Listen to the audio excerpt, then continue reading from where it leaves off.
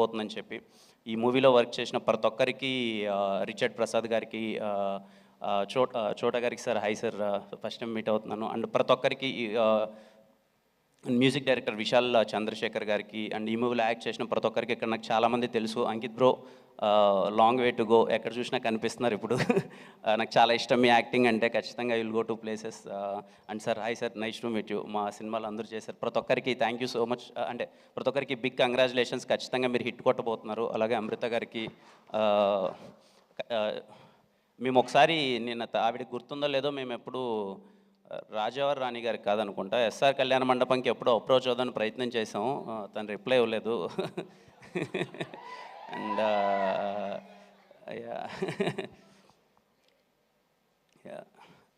నరేష్ అన్న గురించి మాట్లాడాలి.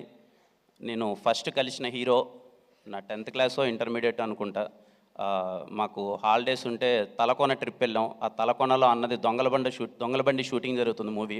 అప్పుడు ఫస్ట్ టైం అల్లరి నరేష్ అన్నని కలిశాను. చాలా భయంగా, అరే కలవచ్చా, ఫోటో ఇస్తారా లేదా అని చెప్పి మొత్తం అంతా. ఆ రోజు ఆలీ అన్న, చాలామంది ఆర్టిస్టులు ఉన్నారు. ఫస్ట్ టైం నేను చూసిన హీరో. నా ఎస్ఆర్ కళ్యాణ మండపం సినిమాకి ఇదే స్టేజ్ మీదకి వచ్చి నాకు సపోర్ట్ చేశారు. చాలా ఇష్టం నాకు అల్లరి నరేష్ అన్న అంటే. బేసిక్గా ఆయన పక్కన కూర్చొని ఆయన జర్నీ అంతా చూస్తుంటే చాలా హ్యాపీగా అనిపించింది అన్న. మోర్ దెన్ ఈ సినిమాలు ఈ మీ జర్నీ ఆడ పక్కన కూర్చొని, ఆయన పక్కన కూర్చొని ఆయన జర్నీ ఇదంతా చూస్తుంటే, ఆయన సినిమాలు చిన్నప్పుడు అంటే అన్నీ మేము చూసి 2008 అండి, మెమరబుల్ ఇయర్ ఫర్ అన్న, అల్లరి నరేష్ అన్న. గమ్యం cinema, Bommana brothers, Chandana sisters, blade Babji, Siddhu from Srikakulam and many, నాకు తెలిసి బిగ్గెస్ట్ హిట్స్ అన్నీ ఆ ఇయర్లోనే పడ్డాయి. 2008 మళ్ళీ మీకు రావాలన్నా నాకు అనిపిస్తుందండి. ఐ మేబీ రాంగ్, ఇలా నేను చెప్పచ్చో లేదో.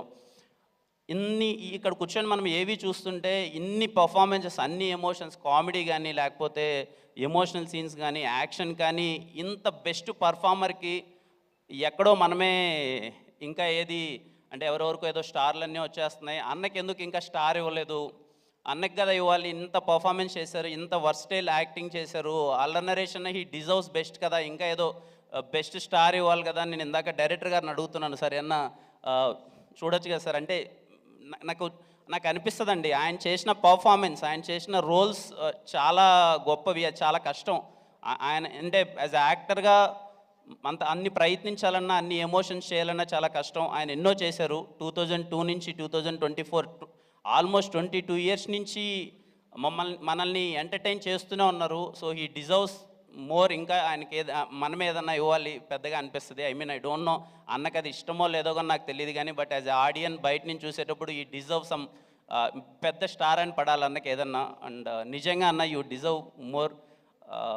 ఖచ్చితంగా బచ్చలమల్లి ట్రైలర్ చూసిన తర్వాత నాకు చాలా అంటే చూడగానే చాలా బాగా నచ్చేసింది అన్న. మాస్ యాంగిల్ కానీ తను చేసిన విధానం అన్నీ ఖచ్చితంగా బచ్చలమల్లి సినిమా చాలా పెద్ద హిట్ అవ్వాలి.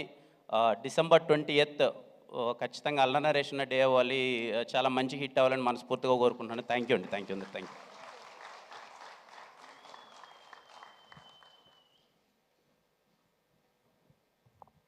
కిరణ్ గారు